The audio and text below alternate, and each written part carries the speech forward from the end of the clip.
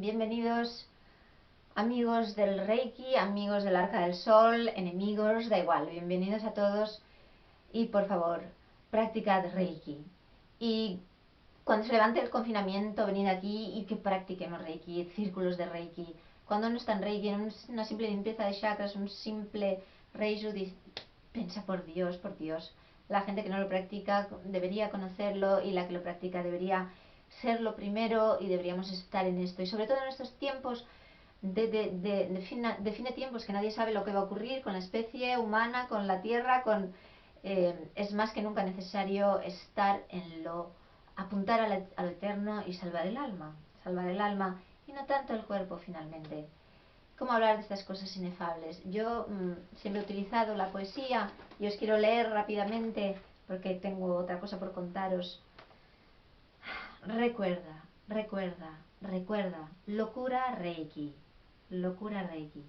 divina ocasión aquella asegurar el secreto anhelo de tu alma, entregar el cuerpo para ser revestido de luz, su tejido original, por las hilanderas de luz, devotas ministras de Aracné supercelestial. Tu cuerpo es un pergamino de luz, en el que el rey mago lee los signos de tu ser. Está en tu ADN conocer el origen, sin estudios de genética, pues la impronta de la carne no es sin la del espíritu, como para marcar al borrego marcas a fuego. Solo los iniciados del cordero conocen el ígneo alfabeto. Pobre de aquel que solo ve ADN y moléculas a través de la lente gruesa, ahí donde giran hélices de luz y genios de planetas, universos silentemente sonoros y rocío de estrellas. Aparta el microscopio, pues eres cósmico. Y desde el ojo baja por la cuerda de la respiración hasta el fondo fondísimo del corazón. Despierta. Arriesga. La vida y la muerte son cosa muy seria y no esperan. No ahorres para la tumba sin conocerlas. Túmbate en la camilla cósmica.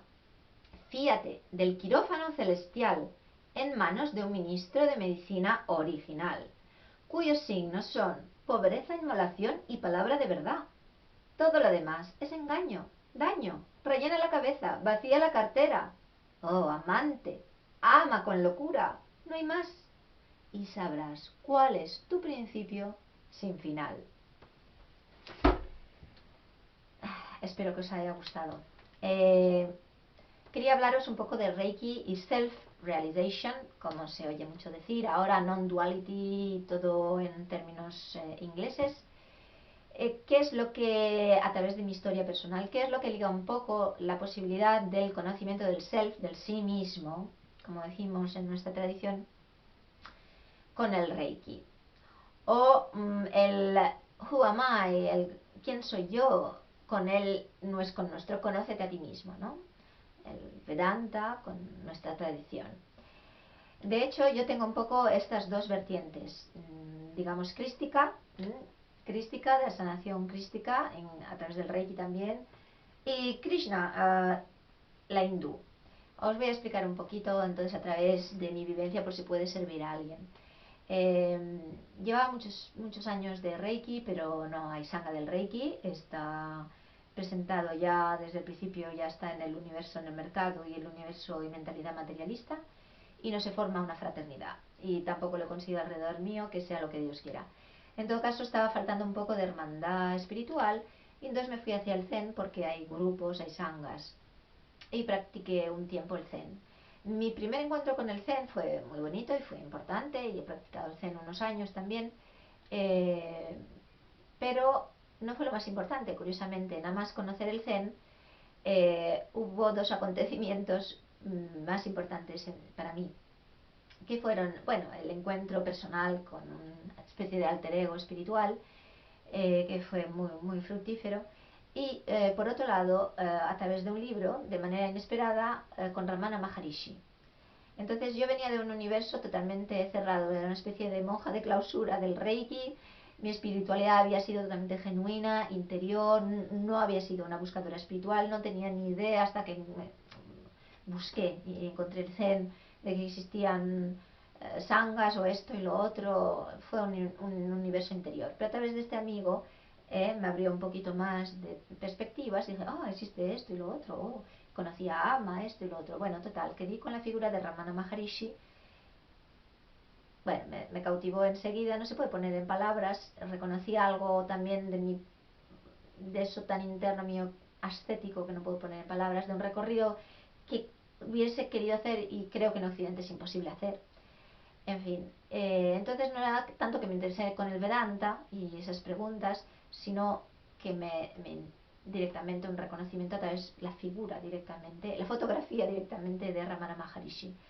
Desde aquel año, 2014, puse aquí en mi casa, en mi templo, casa del Reiki, puse un retrato de Ramana Maharishi y aquí siguen, están multiplicados incluso. Y bueno, como yo aquí vivo en un universo meditativo, contemplativo siempre, conecto con las esferas superiores, o como se quiere decir, y empecé a conectar con Ramana Maharishi, por contarlo de alguna manera, es decir, que cayeron en mi interior palabras que yo no conocía por entonces hindú. Una fue Darshan, Ramana Maharishi me enseñó la palabra Darshan, que ahora preside mi sala y se llama así, y después supe lo que significaba, ¿no? El Darshan, la presencia y el recibir el Darshan de un maestro.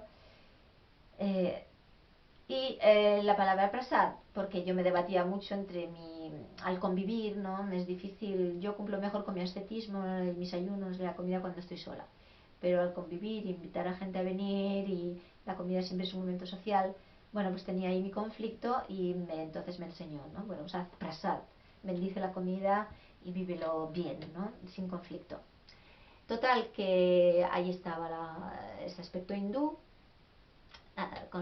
de Vedanta, por la figura de Ramana Maharishi, pero he continuado a través del Reiki, que es una de las cosas que quería decir, que el Reiki desde el principio, aunque yo hiciera un método japonés, no importa, no os preocupéis, si hacéis un método tibetano, japonés, no siempre os coloca dentro de esa tradición determinada.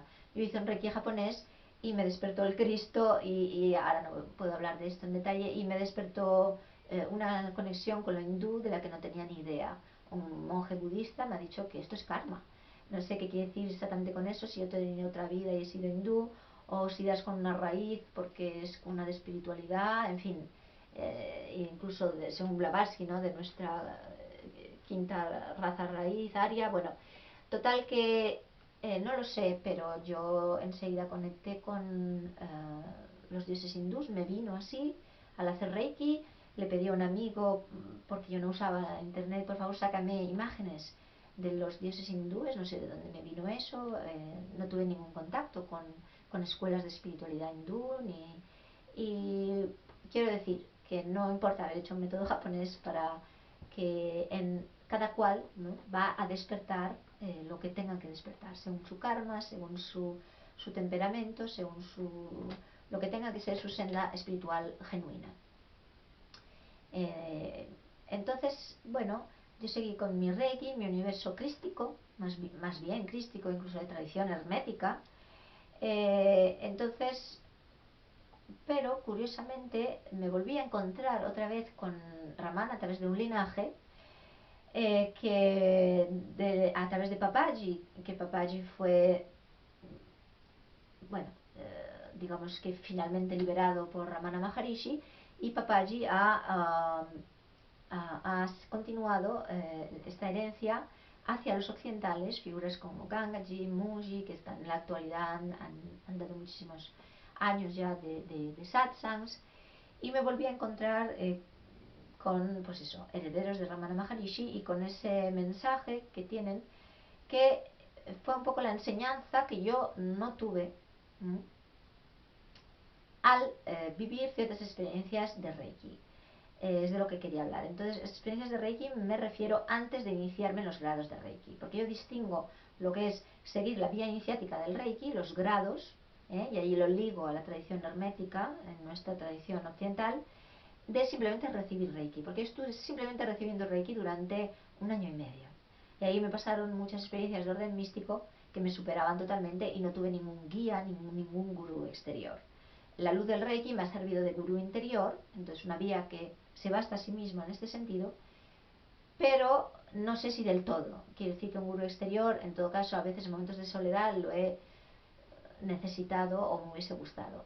Entonces, en figuras como Papaji y Ramana, Papaji y Gangaji y Muji, he encontrado un poco esa pieza del puzzle que a mí me faltaba.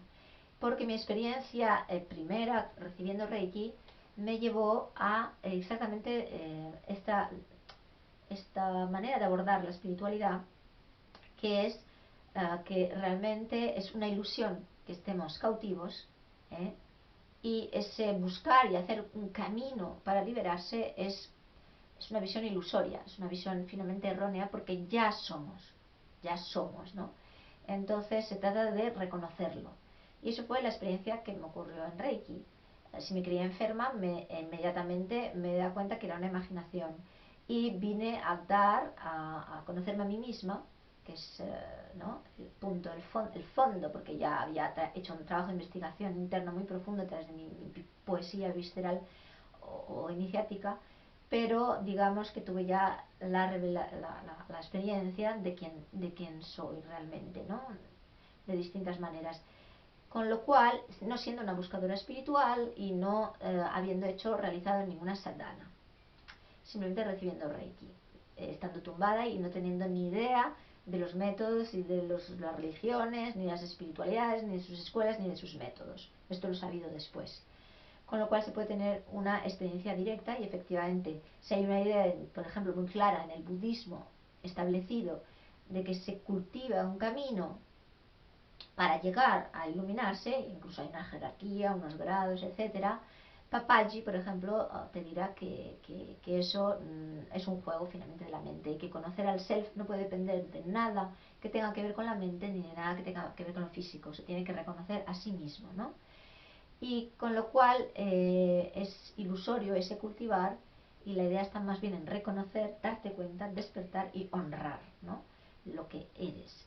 Que finalmente es realmente la experiencia del Buda en sí mismo, porque si nos fijamos, Buda estableció después una especie de método que se aplica, pero él, su experiencia fue, había probado muchas sadhanas y dijo, no, aquí me planto al pie del árbol y a ver qué me pasa, no me levanto de aquí hasta que me libere. Entonces, finalmente viene a ser también esto.